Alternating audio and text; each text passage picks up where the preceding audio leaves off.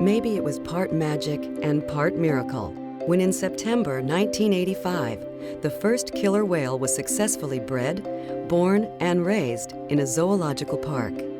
The calf, named Kalina, thrived and became an adult and a significant member of the SeaWorld whale family. In February 1993, Kalina had a calf of her own, the first second-generation killer whale calf born in a zoological park. Since then, Kalina has given birth to 3 more calves in 1995, 1999, and 2004. Killer whales have been born at SeaWorld parks in San Diego, San Antonio, and Orlando. And it started with the grandma of them all, Katina. We all love all the whales, but there's always that one. For me, her name is Katina. I love her like a person.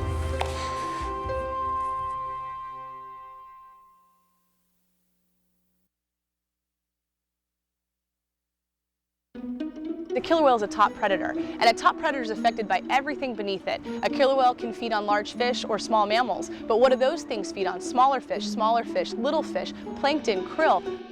You knock out any block below that top predator, you're affecting him. And I think that is kind of the ambassador for marine conservation, is that animal's affected by everything you do beneath it. So conservation is really important at all levels.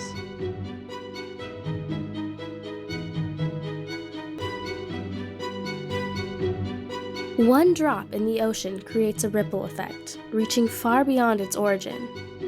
Although most killer whale populations are not endangered at the moment, scientists are concerned for their future, the ripple effect of damage done. Well, I don't know how to bring home the size of the issues that they face right now back to people. Several things are having an impact on killer whales. Competition for limited fish stocks threaten them and other animal populations worldwide. More and more fish are being taken from the sea for human consumption. Fisheries programs have been successful at replenishing overfished stock or even raising fish to sell directly for eating. Our future, we feel really optimistic about. Our white sea bass program, we're expanding into other species, not only to release back into the ocean, but also to provide in a more traditional farming way directly to the consumer. Other things are affecting the killer whale's home, the ocean. You also have to deal with parasites and boats and people and pollution and climate warming and all that. So there's so many hurdles that they have to overcome to survive as a species. It can all have a ripple effect on the whales, the ocean, other animals, and on us, since we're all connected. There are so many decisions that we make every day that can make either a good difference or a bad difference to the survival of numerous species of animals. Pick up after yourself. Leave every place you visit cleaner than when you found it. Think twice before pouring chemicals or detergents down the drain. Please remember, everything eventually makes its way to the ocean. Be an informed consumer. Don't buy products made from threatened or endangered species. Choose foods that are as environmentally friendly and sustainable as possible. Learn, discover, question, Explore all you can about animals and the world we share. Visit a zoo or aquarium. read, ask, surf the web. Or better yet, take a hike, hit the beach, climb a mountain, or dive a reef. Then pass on what you've learned and get involved.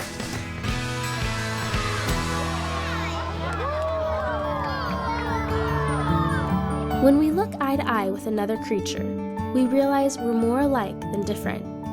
We all need clean air and water and a safe place to call home, a home we all share, Earth.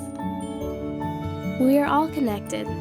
We're all part of the ripple effect with killer whales, other wildlife, and their habitats. By watching this program, you have become that drop in the ocean. Without you, the ocean would be less because of that missing drop. I really think it does come down to ocean health. Killer whales are intelligent, they're adaptable, they're found in all oceans of the world. If we give them a chance, if we work towards healthy oceans, they will find a way to survive.